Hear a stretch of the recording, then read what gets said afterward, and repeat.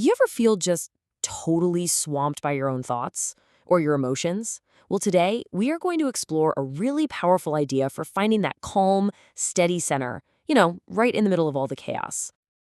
Okay, so let's just jump right in with a pretty big question. When you feel that flash of anger, right? Or that wave of sadness, or heck, even a huge burst of joy, are you that feeling? Or is there maybe something more to who you are? This question right here is the absolute core of what we're digging into.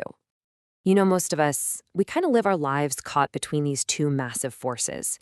On one side, you've got the mind's pull, that snap anger or the thoughts that just won't stop racing at night.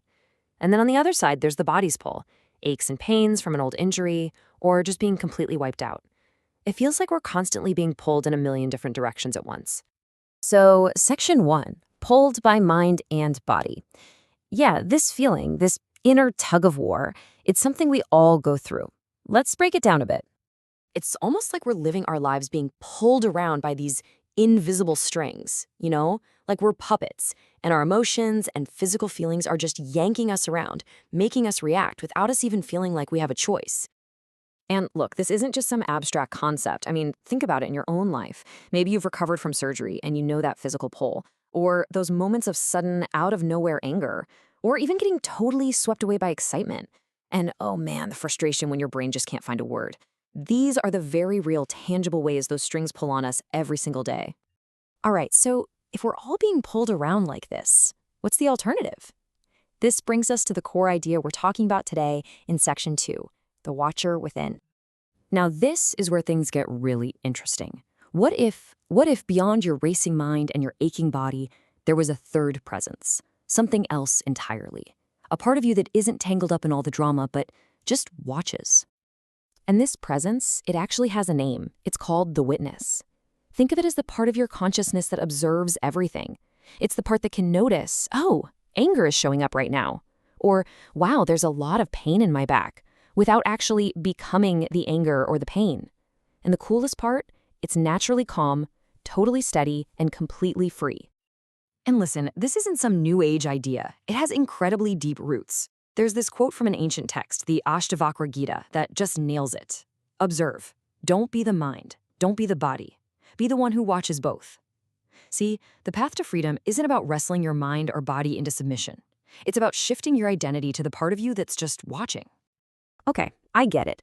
The witness can sound a little out there, a bit abstract. So let's bring it down to earth with a really cool metaphor. Let's talk about your invisible third hand.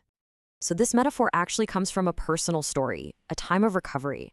After a few surgeries, with movement being really limited, there was this opportunity to learn Reiki, that energy practice where you really learn to sensitize your hand. And what's wild is that with a little practice, your hands can actually start to feel this subtle energy, this warmth that's already there. It was there the whole time. You just never noticed it before. And that's the key, right? You're not creating anything, you're just tuning in, becoming sensitive enough to perceive what's already present. Okay, and here's where we connect the dots. In the exact same way your hands can be trained to sense that subtle energy, your awareness can be trained to sense, well, itself. You can learn to notice that calm, observing part of you that is always there, just humming along in the background. So there it is. That's the punchline. This watchful awareness, that is your third hand. It's not out there doing the physical work like your other two hands, but it's holding everything, all the action, all the feelings, all the thoughts, in this incredibly calm, steady space. All right, so this all sounds great, but how do we actually build this thing? Because this is not just a nice little idea to think about. It is a legitimate skill you can develop. It's a muscle you can build. And that's really the most important takeaway here. Tapping into your witness isn't a passive thing. It's an active practice. Seriously, it's like going to the gym, but for your consciousness. And every single time you do it, that muscle gets a little bit stronger. And the best part is, the practice itself is so simple. There are just 3 steps. First, move. That just means live your life, go about your day as normal. Second, see. In that moment when a big reaction pops up, anger, joy, pain, whatever, just for a split second, notice it. See it as something that's happening to you, not that is you. And third, reflect. Just acknowledge it. there's that irritation again. No judgment, no getting sucked in, just a simple acknowledgement. So what does this look like in the real world? Okay, say a client says something that just really gets under your skin. Before you react, just pause. See the irritation. Or let's say you close a massive deal. Awesome. But before you get totally carried away, pause. Notice that wave of excitement. Or when your body's aching, instead of fighting it, just pause and just see the discomfort for what it is. Now, practicing this inevitably brings up a really important question, which leads us to our next section, observe or act. I mean, when are you supposed to just watch, and when do you actually need to do something? Yeah, exactly, right? Are we just supposed to become passive observers in our own lives?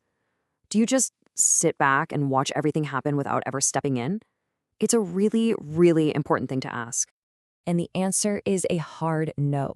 The goal is absolutely not passivity. The goal is clarity. It's about learning to tell the difference between all that useless emotional static, what we can call reactive noise, and a true, clear call to action that signals you genuinely need to do something. Let's break it down like this. Reactive noise feels like panic and blame. It's just emotional turmoil, you're just spinning your wheels. But a real call to action, that comes from a totally different place. It feels like clarity, like necessity. It leads to a calm, measured response and actual practical steps, not just, frustrated ranting. So, we're going to leave you with this final question to chew on. The next time a really strong feeling bubbles up inside you, you now know you have a choice. Are you going to fuse with it, just completely become the anger or the anxiety? Or are you going to take just one split second to step back, tap into that witness, and just notice it happening? The choice really is all yours.